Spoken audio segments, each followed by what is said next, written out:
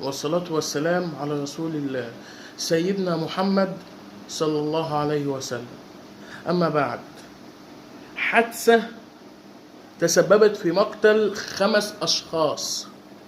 حادثة كان فيها سائق مفيش، لدرجة بقينا في زمن الضماير أو الضمير معدومة، مفيش رحمة، مفيش قلب. الناس همها على حياتها، كل واحد في مصلحته الشخصية. 5 أشخاص ومن عائلة واحدة، عائلة ولادهم ماتوا بحادثة أتوبيس في سنتيمين. أيوة زي ما عارف، سنتيمين. حادثة تسببت في القتل ال5. على ما وصلوا المستشفى كانوا خلاص فارقوا الحياة. والسيادة الوالد ربنا يكرمه نزل من السعودية مخصوص عشان يدفن ولاده وولاد عمه أو ولاد أخوه. كان هذا منهم، أنا أعرف 2 منهم، الطالب الجامعي طاهر الموافي وبنت عمه روان الموافي. 2 ولاد عم، وفي اخوات كمان، بس انا كان في اخوات كمان معاهم ولاد عم ميتين. انا عايز اعرف ليه وصلنا ان احنا نغيب مشاعرنا وضمايرنا وتخاف وتجري. يعني اللي عمله السواق ده اثبت ان دلوقتي مفيش رحمة، مفيش قلب. ان يعني ايه ان انت تخبط واحد وتجري؟ ده لو قصد يا جدعان مش هيعمل كده. والمصحف دلوقتي احنا دلوقتي بنقول قد ايه الرحمة اتقتلت، المشاعر اللي جوانا اتقتلت. ان ناس لسه، والسبب ده الناس تقول ازاي هرب؟ ده هرب بعملته، هيتمسك ازاي؟ ده كان المفروض اي حد ينزل يمسكه. هو عشان يعني راكب مقطوره وتريلا حاجه كبيره يعني؟ والله احنا شعب بنحب نايمين على ودنا، ملناش دخل في اي حاجه. طول عمرنا ما بنتدخلش في حاجه عدله. كل اللي احنا همينه اللي احنا نشوف الترندات والهبل، انما تشوفوا ناس مقتوله واللي عمل اللي عامله يجري وانتوا واقفين ما بتعملوش حاجه. هو ده الغلط اللي انتوا تبقوا شايفين ومش راضيين تعملوا. خايفين من ايه؟ والله يا جدعان انا ما بقتش عارف اعمل ايه. ان حاجه زي دي تحصل والناس واقفه، والناس ابدت ردة فعل ان هي ما عملتش حاجه، على تشتم بس. ماشي، الراجل هيستفيد ايه بالشتيمه؟ هيقول ربنا يسامحك. انما ما ولا في واحد طلع قال ولا لحقه انت عملت كده ليه؟ هو لو قاصد شوف حضرتك، ده مش قاصد وهرب وجري بعملته. انما لو قاصد كان عمل ايه؟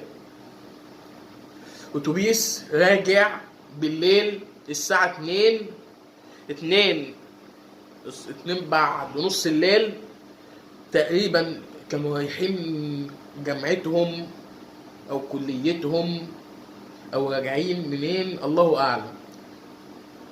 انا عايز اعرف حاجة واحدة، عايزين المسؤول عن هذه الحادثة.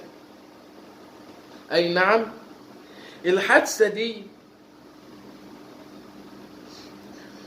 خلت ابوهم ابو الواد كان في السعودية ونزل مخصوص من السعودية عشان يدفنه. يعني جاء من قارة لقارة. احنا ما عادش فيه اي رحمة. انا عايز اعرف، هل احنا واحنا ليه كده؟ احنا ليه لما نشوف حاجة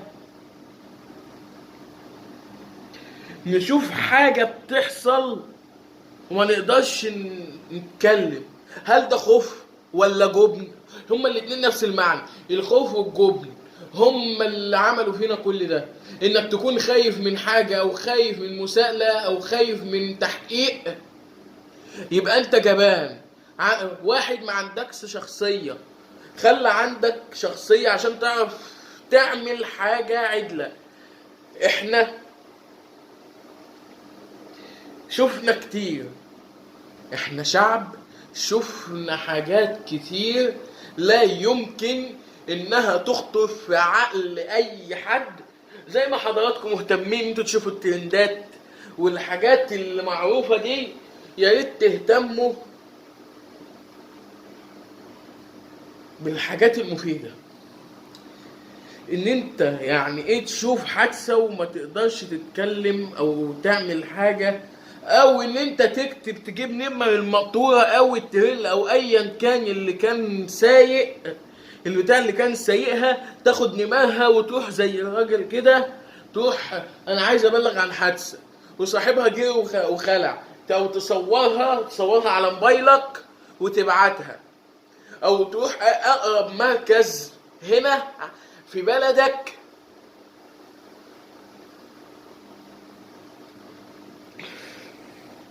بلدك وتبلغ. فيها ايه لو عملت كده يا مواطن يا غلبان؟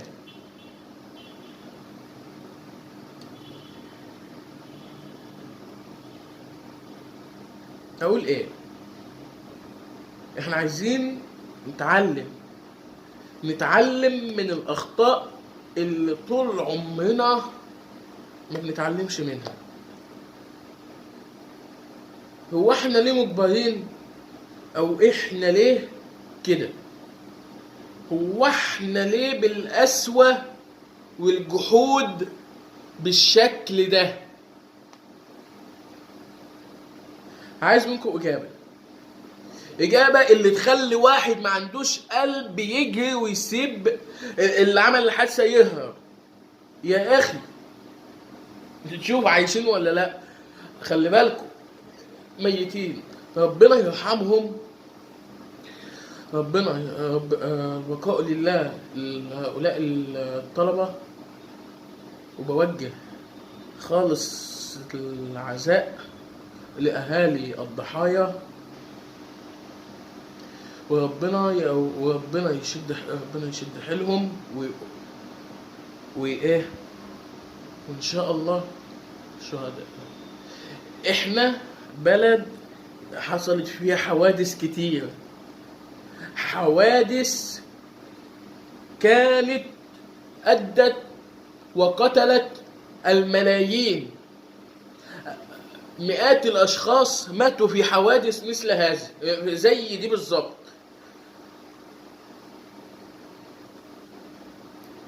طب يا جدعان، أنا مش هقول حاجة تانية، بس بالله عليكم اللي يشوف الفيديو يشترك في القناة ويفعل زر الجرس عشان يوصله أي الفيديوهات الجديدة. وشكرا على الدعم اللي في الفيديو اللي قبليه، بس كنت متوقع أكتر من كده. يا جدعان اللي يشوف الفيديو يشترك في القناة ويفعل الجرس عشان نوصل، يعني عشان إيه، رسالتنا توصل للناس. وطبعا كم المشاهدات اللي انا اول مره اشوفه على الفيديو اللي قبليه، بس هما 3 تعليقات بس اللي انا شفتهم. انا عايز منكم تكتبوا لي رايكم في التعليقات والفيديوهات، وتعملوا لايك وتشتركوا في القناه. انا عايز الاقي دعم منكم. قبل اي حاجه، انا ليا فيديو هتشوفوه حالا. انا ليا فيديو عن هذه الحادثة، كانت وقت متأخر من الليل. ان الفيديو هنشوف هتشوفوا الفيديو حالا قدامكم على الشاشة. بس يا ريت بعد اذنكم كل واحد يراعي ضميره عشان يا ابني اللي ابوها ساكت. اشوفكم بخير والسلام عليكم. قبل ما بالله عليكم ما تنسونيش باللايك والشير، وانتوا تشيروا الفيديو في كل مكان عشان يوصل لاكبر عدد ممكن من الناس اللي تقدر تشوف اللي بنعمله، واللي احنا اللي احنا بنحاول نوصل رسالة للناس. اشوفكم بخير، السلام عليكم.